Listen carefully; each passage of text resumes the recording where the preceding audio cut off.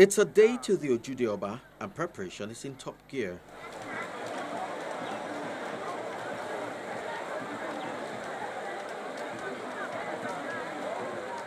The market is busy and people hope to look their best in honor of the Awujale.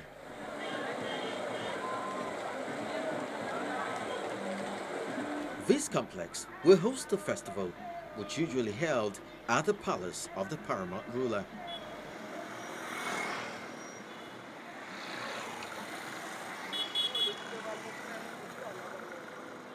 Over the years, the Ode Oba has evolved to accommodate more and more people, giving rise to the need for a bigger and more befitting venue for the occasion. We used to have that Ode Oba in the old palace. Then the whole palace, he broke it down and built the new palace. And that new palace was built by Ijebu people. No government, nobody built it for us. Everybody it just taxed everybody, and everybody gladly built it. Then it became too small. And that was where that mini stadium was built. That also was funded fully by Ijebus. So that's why when you are born an Ijebu man, you already have BSc economics. Because you are a born trader, you have financial wizardry in your head. The legendary Balogun Kuku, besides playing a vital role in the foundation of Islam and Ode Oba in Ijebu Ode, he was also key in brokering a truce between the British forces and Ijebus during the Imagbon War. In fact, when that happened, the British were astounded that the man was so astute and so intellectual. They really wanted to make him the king. But he was very loyal to the king, and he said never, he would not do that.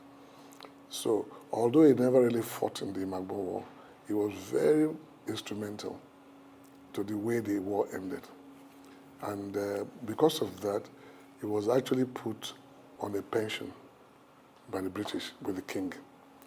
And that was how the Lagos colony became big. They then cut off the riverine part of Ijebu land, that is Ekpe, Ekpe and Co, and matched it with Lagos colony. The fantastic horseman is believed to have many wives. One reason he could not be baptized when Christianity first got to him. The legend says he has about 68 to 70 wives, which is probably why he could have such a big clan, because you need to have seed children to produce such huge numbers of people. But he was very good to all of them. A visit to Balogun Kuku's house, built over 100 years ago, speaks volume of the kind of man he was. A wealthy man with great taste. As a very wealthy man, of course, he had the best breeds of horses. And, he was also very flamboyant. And when he wakes up in the morning, the drummers wake him up. And then when he's going out, the drummers follow him. So he used to really harass the British if there is a problem. And they asked him to come to the district officer. He went with his whole troops and everything. And the man gets very intimidated, And in fact, it's very interesting because before he built that house, his house had been razed down 3 times because of all the intrigues and all. That was why I decided to now build it with brick. That was the first brick house in Ijebu land. That house was built by the Portuguese, by the Brazilians. And you can see the architecture is Portuguese architecture. So he now decided to build it high. If you saw it, it's raised. So actually you need to approach it to get to it. And then the highest point looked at the whole of Ijebu.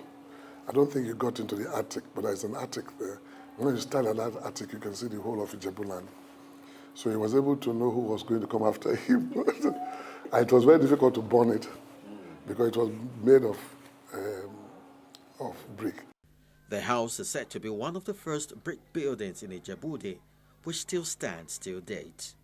For people who know about houses and furnishing, that house,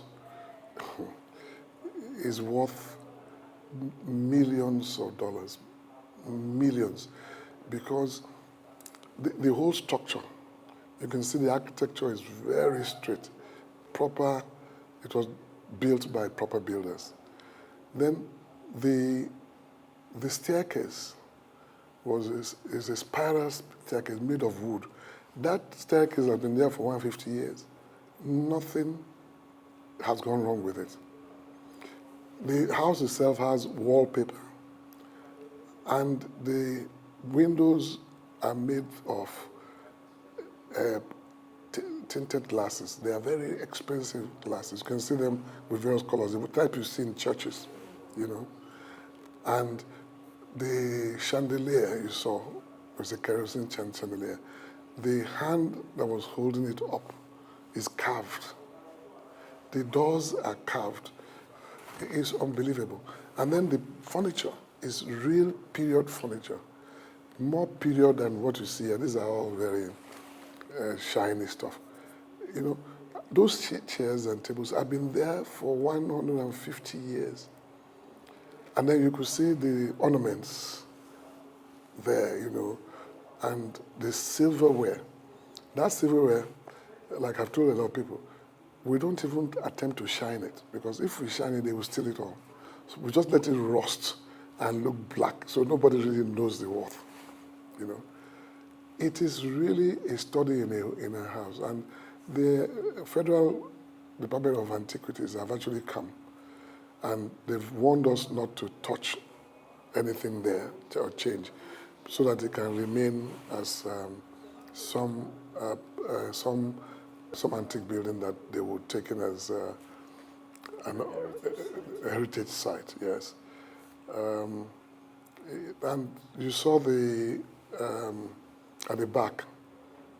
You saw the vaults, the Balogun Kuku himself, and the first Balogun and the second Balogun, and then the mortgages, the heads of the family. We stopped burying people there because it began becoming a cemetery. So when the last Mogaji who was born by him was buried, from that we now bury people in burial grounds or in their homes.